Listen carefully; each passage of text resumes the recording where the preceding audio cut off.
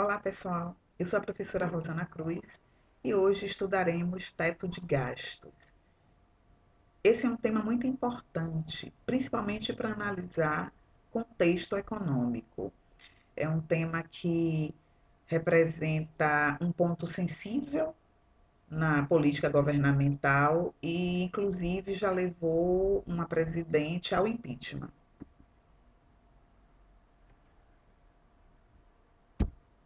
E o que seria teto de gastos? É uma regra fiscal que limita o gasto público.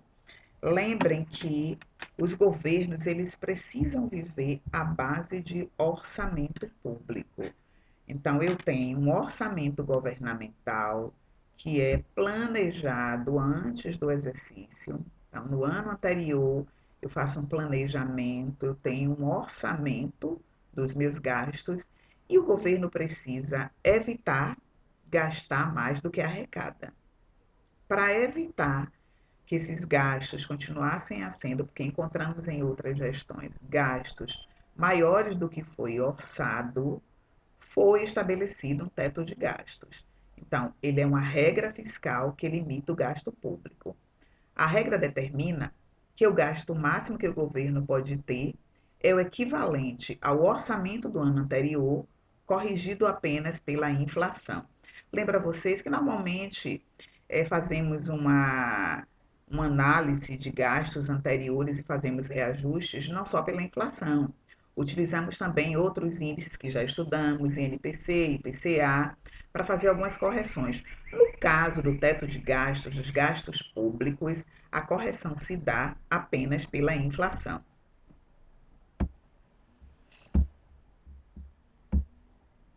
E o teto, ele foi incluído na Constituição de dezembro de 2016, né, em dezembro de 2016, durante o governo do presidente Michel Temer, e está em vigor desde 2017.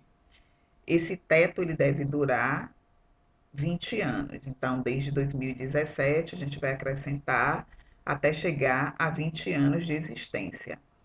Com os efeitos da pandemia do coronavírus, né, na economia, membros do governo, eles defendem que esse teto de gastos ele seja flexibilizado para permitir um aumento do gasto público na recuperação da crise.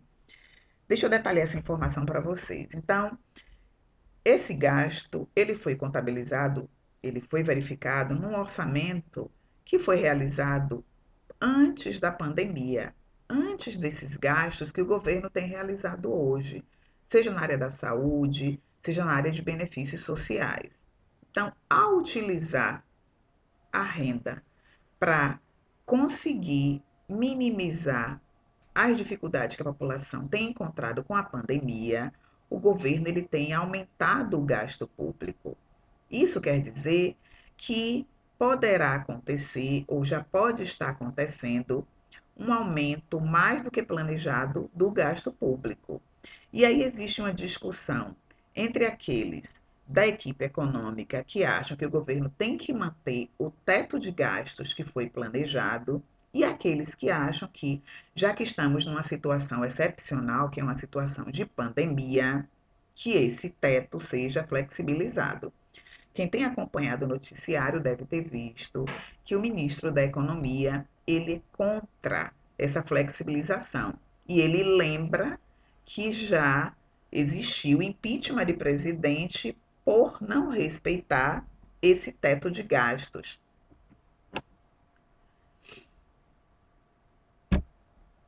Seguindo aqui com a explicação, o ministro da Economia, então, ele quer manter o teto do gasto. E existem ministros que defendem que o governo ele precisa aumentar para poder tirar o país da crise no pós-pandemia. E a única maneira para fazer isso é infringindo a Constituição, é encontrando uma maneira para flexibilizar a regra. O teto de gastos ele é elogiado por quem acredita no controle das despesas públicas como uma forma de atrair investimentos privados e também para manter os juros baixos e controlar a inflação. Explicando mais detalhadamente, Se eu tenho um planejamento e eu consigo seguir esse planejamento, se eu tenho um teto de gastos e respeito, os investidores no setor privado, eles percebem então que essa economia tem credibilidade, que esse governo consegue manter a palavra e consegue seguir com a sua contabilidade sob controle.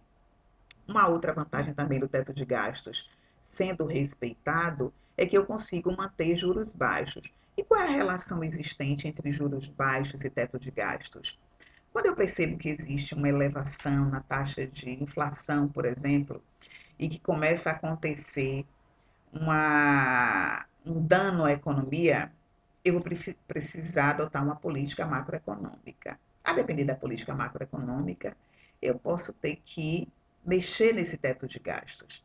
Quando eu consigo, sem mexer no teto de gastos, manter juros baixos e ter a credibilidade do investimento privado, eu tenho um ganho na economia. Mas digamos que o investimento privado ele desacredite, ele não tenha confiança no governo e comece a existir fuga de investimentos e principalmente fuga de capitais. O governo ele pode ser levado a aumentar os juros, a elevar os juros da economia para poder segurar essa fuga de capitais. Eu posso também utilizar esse teto de gastos para poder conseguir controlar a inflação. Eu tenho, então, um governo que consegue ter uma política de renda satisfatória, uma política comercial e cambial. Isso faz com que o teto de gastos esteja seguindo o planejado no orçamento anterior. Então, para os apoiadores do governo, né, o teto de gastos, ele é necessário para o equilíbrio das contas públicas, né, os apoiadores do teto de gastos, e para manter a confiança dos investidores no compromisso do país com a responsabilidade fiscal. Afinal de contas, ninguém confia num governo que gasta mais do que arrecada. Se a regra for quebrada, a taxa básica de juros, a Selic, a taxa básica de juros na nossa economia, hoje, num nível menor da nossa história, ela deve subir. Por quê? Porque o risco de se investir no Brasil será maior. Se o governo não respeita o teto de gastos, então isso quer dizer que outras barreiras podem ser quebradas.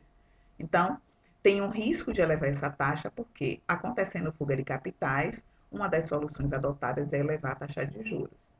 Para sair da crise, defendem que o país, então, tem um grupo que defende que para sair da crise, o país deve apostar no investimento privado e não no público. Isso aí, então, é uma discussão muito grande entre os economistas. E os dois lados têm razão. Tudo depende do cenário econômico do qual estamos nos referindo. Então, o teto é criticado por defensores de mais investimento público para recuperar a economia brasileira e garantir serviços essenciais. E eles defendem que a regra ela impedirá investimentos públicos, agravará a recessão e prejudicará principalmente os mais pobres, ao reduzir recursos em áreas como educação e saúde. A discussão agora está em cima do valor da Bolsa Auxílio que está sendo, né, a Bolsa Auxílio emergencial que está sendo destinada à população. E o governo já percebeu que se ele mantiver o valor de R$ 600, existe uma chance de desrespeitar o teto de gastos. O que é que ele tem feito? Estudar a possibilidade de reduzir a princípio para metade, então não só não mais R$ 600 e sim 300 para poder continuar com essa redução, né, mantendo a ajuda à população, principalmente os mais pobres. A nível de saúde também, esse aparelhamento de hospitais, as emergências para poder resolver o problema da pandemia, isso fez com que os gastos governamentais se elevassem bastante. Como isso não foi planejado, então existe uma possibilidade de, para atender essa demanda que surgiu, o governo precisa gastar mais.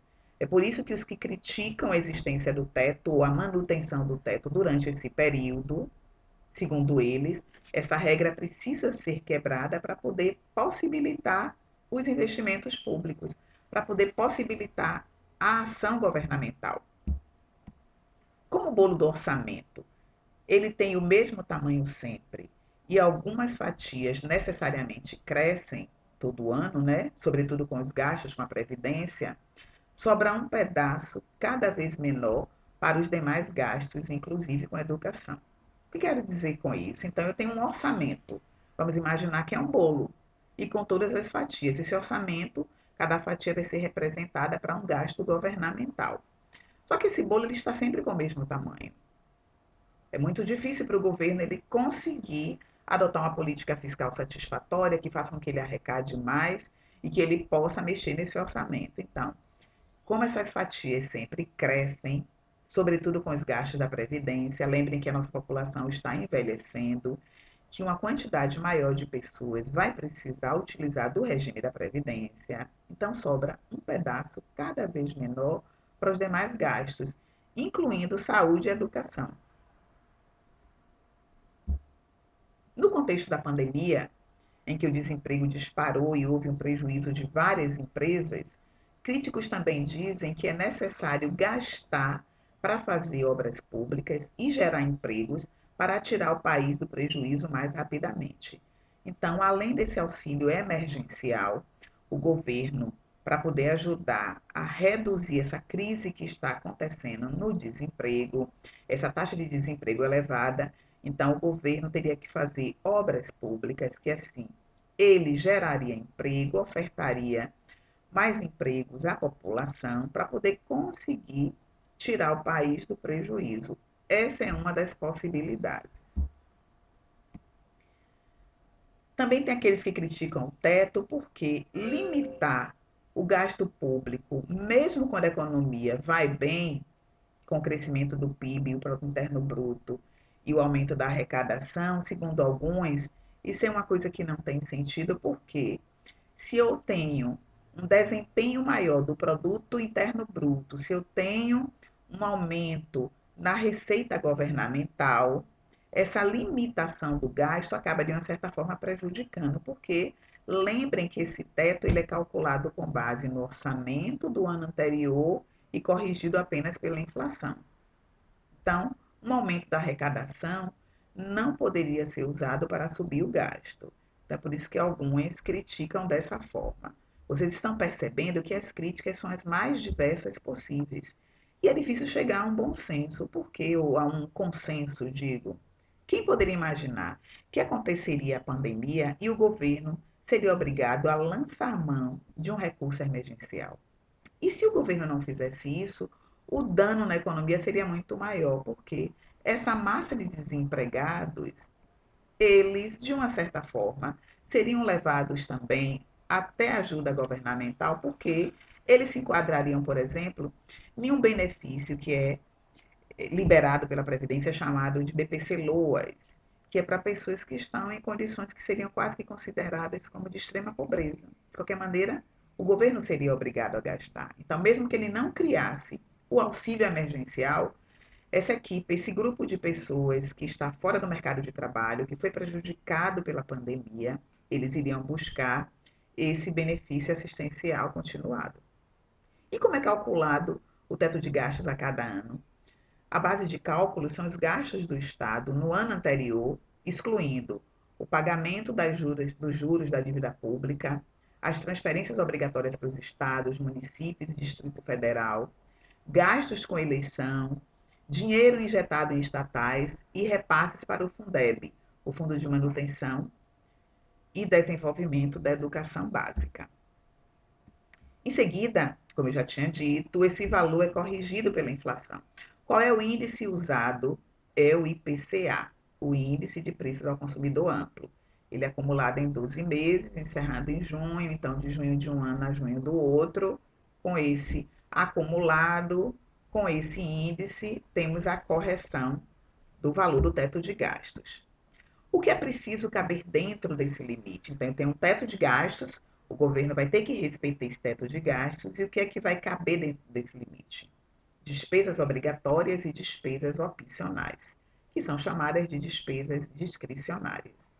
As obrigatórias, elas representam mais de 90% e têm como destino definido na legislação como previdência, assistência social, educação e salário dos servidores, por exemplo.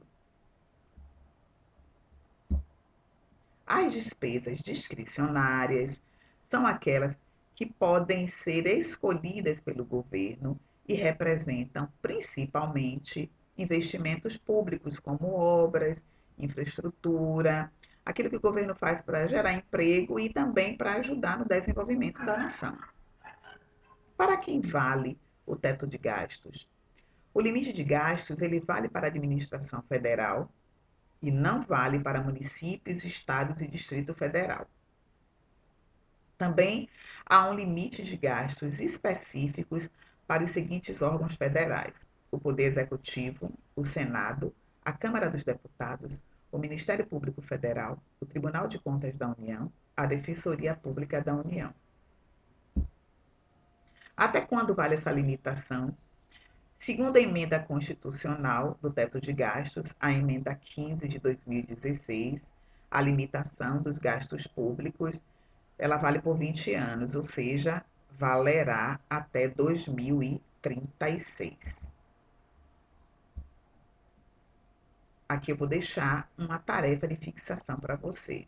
Eu gostaria que vocês dessem uma lida nesse texto que eu disponibilizo no link abaixo, que fala sobre a Renda Brasil, a possibilidade de furar o teto de gastos. Então, segundo a matéria, essa Renda Brasil de R$ 300, ela pode provocar um furo bilionário no teto de gastos. Já estamos vendo uma movimentação no Ministério da Economia, já houve saída de alguns dos representantes, o ministro tem se mostrado meio reticente. Vamos continuar acompanhando esse cenário para ver qual será o resultado. Uma outra proposta que eu faço para vocês é que vocês assistam o vídeo informado no link abaixo, né? Ele apresenta uma forma bem clara da situação atual relacionada a teto de gastos. É um vídeo bem interessante, é curtinho, eu gostaria que vocês assistissem para poder aprofundar mais esse debate.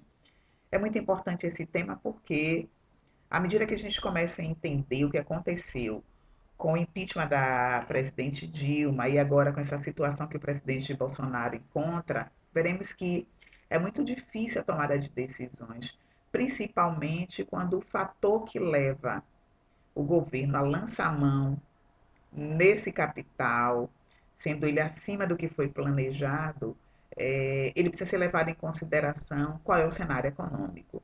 Se a situação foi causada por um problema conjuntural ou estrutural, se é coisa de momento, se vai passar. A pandemia, por exemplo, vai passar, voltaremos a ter equilíbrio no mercado, mas enquanto não passa, o que podemos fazer?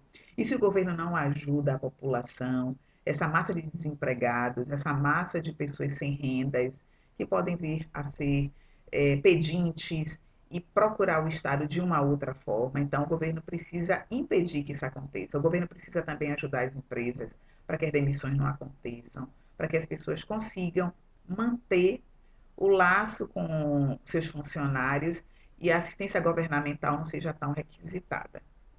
Então, é isso que eu tenho a dizer. Deixo aqui as referências utilizadas, deem uma lida, aprofundem os estudos e façam bom proveito. Muito obrigada pela colaboração. Um abraço a todos. Tchau, até a próxima.